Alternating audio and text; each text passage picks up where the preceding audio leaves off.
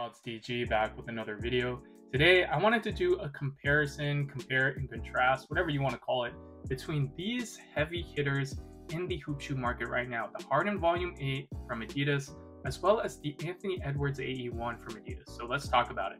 Just as a disclaimer, I've bought every single pair that has released so far of both of these models. And I have every single pair. I've bought every single pair of these AE1s and I absolutely love them. I'm going to use this purple, all-star, the future colorway just for this video, but I've been performance testing and playing in other colorways of this shoe, mainly the first two colorways. I really love the new wave colorway. That's my favorite so far. But for this video, I'm going to use this. In terms of the traction, I'll cut to the chase. I do think these are pretty much equal in terms of performance. If I had to give an edge to one of the shoes, slightly to the AE1s, I do think that the AE1s protrude out a little bit more in terms of the pattern and is able to bite the floor a little bit better. It does have a nice squeak to it. I think the rubber on the AE1 is very tacky. And frankly, I do like the pattern more in the AE1. Like the outsole pattern, you guys see the triangles versus the James Harden kind of inspired traction pattern. But both of them at the end of the day are going to be, serving you well. It's not going to be a liability to any of these shoes. It's not going to be a liability to you, right? So that's my assessment, personal assessment on the traction. Leave a comment down below letting me know what you guys like better in terms of the traction, because so far I'm liking the AE1s even on a dusty court. For the Harden Volume 8s, I really like them. They're great, generally speaking. Dusty courts, I did, have a little bit of slippage that you do have to wipe. Both of these shoes you have to wipe, but I do like the AE1, generally speaking, a little bit better than the Harden Volume 8. In terms of the cushion of both of these models, I'm going to give the slight edge to the Harden Volume 8. The reason why I say that is because this shoe just feels very smooth. I'm not saying that the AE1, doesn't feel smooth, but the AE1 is just heavier. It's a heavier shoe on feet to me personally, okay? I don't have a weighing scale or something like that. I can only speak on myself when I play basketball and, my recollection on that. So in terms of cushion, I'm going to give the slight edge to the Harden Volume 8. I do think this is like somewhat of a lower shoe as well. The materials are a little bit more lightweight in my personal experience, like I said prior, but the cushion in this shoe is just very smooth, has a lot of court feel. It does have a lot more compression in the back than the front, but that's something that is found in pretty much every single basketball shoe because they want to prioritize court feel. But this shoe is made for a guard, in my opinion, and I really, prioritize guard play because I simply am built like a guard. I do weigh a little bit more than like the average, guard, I guess, but also this shoe is great, especially for those who like to score like myself and shoot and stuff like that. I do feel like the Anthony Edwards 1 cushion setup has a little bit more compression, at least to me personally, but also the shoe is just a little bit more, heavy weight on feet slightly. So the cushion and the overall experience doesn't feel as smooth to me. So when I'm talking about smoothness and stuff like that, I really do refer to like the cushion and how the weight relate to each other. So I'm going to give the slight edge to the Harden Volume 8. But in terms of like pure cushion, if you're looking for pure cushion, you can't go wrong with either of these models.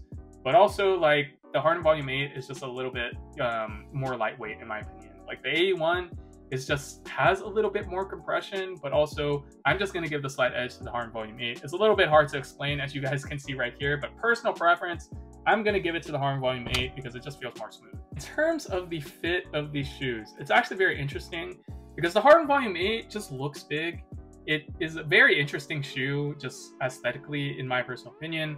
And the shoe just kind of elongates, frontwards and stuff like that. So I think that this shoe fits the same as the Harden Volume 7, in which it is it's a tad bit long, okay? So I'm gonna give the slight edge for the fit to the AE1. I absolutely love how these feel on foot.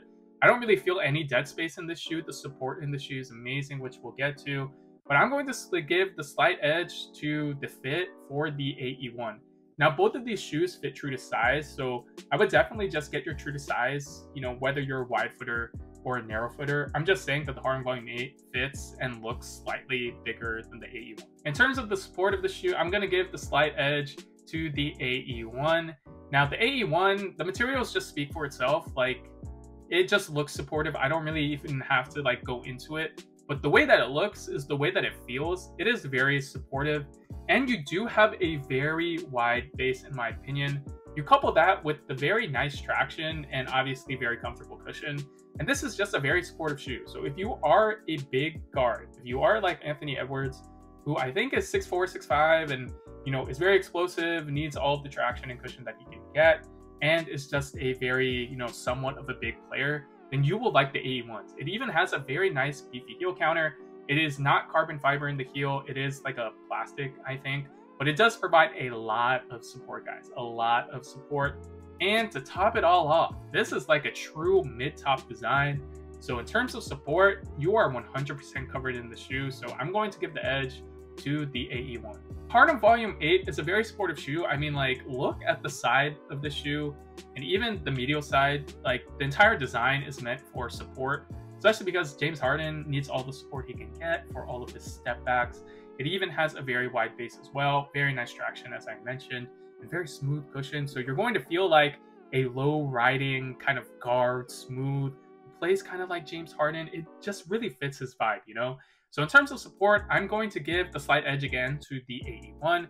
But in terms of support, this is no slouch at all. So don't think that just because I give a win to one shoe, it does not eliminate or just speak badly on the other shoe. In terms of materials is where it gets a little bit tricky. So in terms of aesthetics and the materials and how they look because of the materials, I'm going to give the edge to the AE1 because these just are the coolest looking thing to me. I don't know if it fits everyone's cup of tea, but this shoe aesthetically is so different. It just looks great in my personal opinion. It is something that we have not seen in the industry in a minute, and I really like this shoe aesthetically, and the materials really pave way for that, especially with this iridescent type upper. In terms of actual performance, I'm going to give the edge to the materials on the Harden Volume 8 because the way that this shoe feels is just smoother performance-wise. So I don't want to expand too much on that. It does have like a leather toe box and a very nice one booty snit collar as well, which is very comfortable. But this shoe, the materials just feel a lot more smoother. So I'm going to give the performance edge to the Harden Volume 8. In terms of aesthetics, again, I'm going to give the edge to the AE1. Now, I do think that the Harden Volume 7 looks better so far than the Harden Volume 8, although this is very early, so that's why I'm kind of speaking like that. There are more colorways down the line, so I have to assess it at the end of this shoe's life cycle.